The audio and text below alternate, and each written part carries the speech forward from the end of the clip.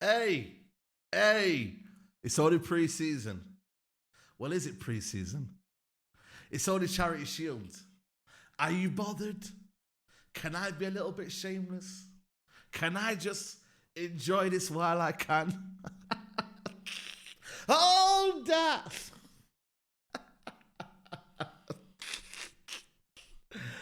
Alright, listen, man. I was trying to think to myself, you know what, man?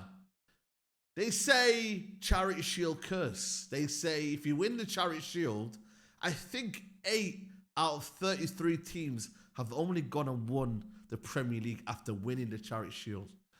And I said to myself, you know what, man? F Liverpool, man. Who cares, man? Who cares? Tell them to hold that, yeah? Charity Shield in other countries is called, I don't know, Super Cups.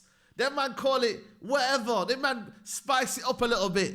Charity Shield, it's not competitive. I hear it. But you know what, man? We don't care. We don't care. But we're going to break it down. Please hit the like button. Please subscribe to the channel. Yeah, there are a few things that I'm not going to lie, I'm worried about. There are a few things that I ain't going to lie to you. I'm a bit worried about. I'll be real with you. There are a few things that I'm like, yo, if they click, could be a problem. We could have a situation here. We could have a little bit of a situation. But it was that man, Hugo Ekitique. What a goal. You know what, man? Started the game on fire. 5 minutes in, a man said, yo, I don't know what that means, you know. I don't know if that means, yo, I am the Isak. I am him. Why do you need to go and get Isak? Too much talk around the striker position that, brother, I'm here. Why do you need to go and get another striker when I'm right here, bro? And you know what? You can't argue against him, bro. He had a very, very good game. Like, I'm not even going to lie to you, bro. His 67-minute cameo was quality. I'll be real with you. Like, the touches, the link-up play, the little, you know what I mean? Like, little fizzes into the box. Like, bro, like, he was cooking. He could have scored more than a goal today. He could have scored 2 or 3. He had chances in the second half to make it 2 or 3. And I can't lie to you. Him and Florian Wirtz, which we will touch on, yo, the kind of almost chemistry was really, really popping. They were finding each other. And like I said, Florian Wirtz gets the ball, but he fizzes that ball in. So when he fizzes that ball in, yeah, Ekitike's touch needs to make sure that it gets it away from the defender. And he does do that. He gets the first touch, and then he gets it away from the defender. Palace should do better. Palace should do absolutely better. But they don't. They don't do better.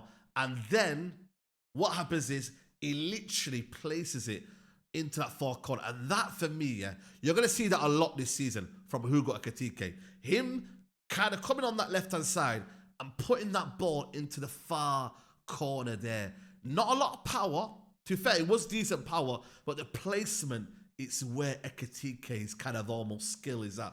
Placing that ball in that bottom corner. And you know what? After that, he started to do little flicks. He started to do the popping off to other people and that. And he was actually doing bits, I can't lie to you, man. And I was like, yo, man, this guy, he's got that kind of almost that flair about him. And dare I say it, Isak also does have that as well, where he's tall and he's got that kind of almost that technical ability as well. Because you got to remember, like, being tall, yeah, and being so technically good and being good on the ball, like, bro, like, it's not many players that can be able to do that. Zlatan was one of them. You know what I mean? You know, we're hearing that Sesko's one of them as well. You know what I mean? Just want to put that out there. You know what I mean? So, you know, it's got to be like, Giroud is another one as well. Like tall, but almost technically very good, man. Like, you don't associate that sometimes with these players, bro. So, you know, for him, getting on the ball, moving with it, you know what I mean? And I thought for me, it was a very, very good 60, 70 minutes. And like I said, if you're looking at the Premier League right now and you're looking at options, Liverpool, if they do get Isak and Ekitique, scary. It is scary. I ain't gonna lie to you, bro. It is scary because them two right there will be a menace. And like I said, Ekitique could go on the left-hand side. He could go in the middle. Like, it's so many things that he's able to do. But Liverpool did get an equaliser against him. And Van Dijk, brother, he had a howler today. Van Dijk, hey, You know what I'm going to say. Van Dijk was a bit all at sea today, bro. I don't know what was going on with Van Dijk today, bro. But Liverpool do need extra defenders, bro. I would be worried if that's your only two centre-backs this summer. Joe Gomez ain't available. Van Dijk and forever, for how good they are, brother, they need competition. They need people to put them on their toes. They need backup. You need depth in that area, bro. But Van Dijk puts a lazy leg out and Palace get an equaliser. Mateta, you know he's scoring, man. And then he puts a boom. And then Frimpong, who, I ain't gonna lie to you, another one that I thought for me did well today on that right-hand side, always causing a problem. And he almost is playing like a winger, man. He was getting more forward than Mohamed Salah, bro. And I feel like for me, the goal was a bizarre goal. It was a freak goal. Like, I don't know what happened there, but Henderson has got to look at his area, bro. He's got to be positioned well. As a keeper, you have to be positioned well. And he just wasn't positioned well. I don't know what's happened to him, but come on, bro. Like, what are you doing? You can't get beat like that, bro. You're complaining that you should be at a high level. You complain that you should have been at Man United #1, but you're doing that. But listen, whether he meant it or not, Frimpong, he went and they celebrated, did a gritty and that. You know what I mean? Man was just doing his thing. You know what I mean? And like I said, 2-1 up. You're thinking to yourself, yo, man, Palace have got a lot to do here now. But second half was a bit flat, even though I think Ekitique could have scored more goals. Florian Wirtz again put the ball in the play for him, fizzed it out wide. There's a couple of chances that Liverpool had, but it was actually, Crystal Palace who equalised, man. Man like Sarr got in behind. Van Dijk, no man's land again. And then, you know what, man? I think he hit the post and went in, man. And 2-2. Palace deserved at least a draw out of that game. At least minimum. Go into the penalty shootouts, and then you go from there.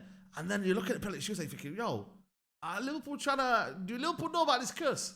Do Liverpool, yo, what's going on here? You know what I mean, bro? What are you doing? And you know what? In the end, Palace were just about more consistent. And then they won at the end, man. So, yeah, man, listen, for me, Liverpool, they are going to be my favourites. I ain't going to lie to you, bro. Like, if you add Isak in there, you add another centre-back in there, like, it's long, man. It's long.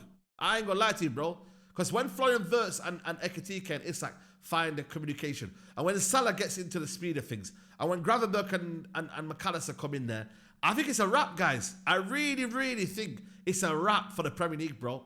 I'll be real with you, man. I just don't see anyone really challenging. Man City don't look the same, especially, again, with the lack of defenders, good defenders as well. Midfield, Rodri's out. Liverpool, for me, when I look at their 11, like I said, their bench probably needs a little bit spicing up as well. But again, when you've got the players back in, especially with the right back and a couple of others, they for me will be a problem, man. And like I said, it hurts. It hurts, man. I need anyone but Liverpool to win this league. To them to go back to back, bro. It's long, man. That's why for me, I'm hoping this little successful hate long might be the springboard, because you think I'm not good. You think I was gone. You think it was over. You think I was just going to leave and not do the hate alongs. Are you mad? Are you all right? Wait. All season long, every game I can do, I will be here hating on Liverpool because we don't like Liverpool around here. We don't. You see me? We'll be here day and night. Yeah? Whatever it takes, yeah? Newcastle game, Bournemouth game, we will be here. And we may be disappointed sometimes. We may be. But I tell you what, we will be here. You can have your players. You can have your manager. We will be here. There's some good players. Can't lie to you. I'm just hoping that he said don't come to this, because, boy, it's nasty, bro. To have an attack here of Ekitique, Gakpo, Salah, Florian Wirtz, and Isak, that's nasty, bro. What are you lot trying to do, bro? Like, seriously, man. What are you lot trying to do, man? What are you lot playing at, man? What are you lot playing at? Seriously, what are you lot playing at, man? Get out of here, man. You're pissing me off, man. You're really, really, really pissing me off, man. You're really pissing me off. Nah, man. Come on, man. Yeah, it's long, man. It's long. But we'll be here hating. You know what I mean? Because that's what we do best. I don't know where United are going this year. I wish it could be a title charge. It would be great to have Liverpool United going neck and neck for the title, but we know it ain't going to happen, innit? But What phase is Glasner in, by the way? Shout out to Glasner. Another trophy. Big up to him. What phase is he in? What phase is Glasner in? Big up to everyone locked in. Subscribe to the channel. I'll see you soon. Take care. Peace.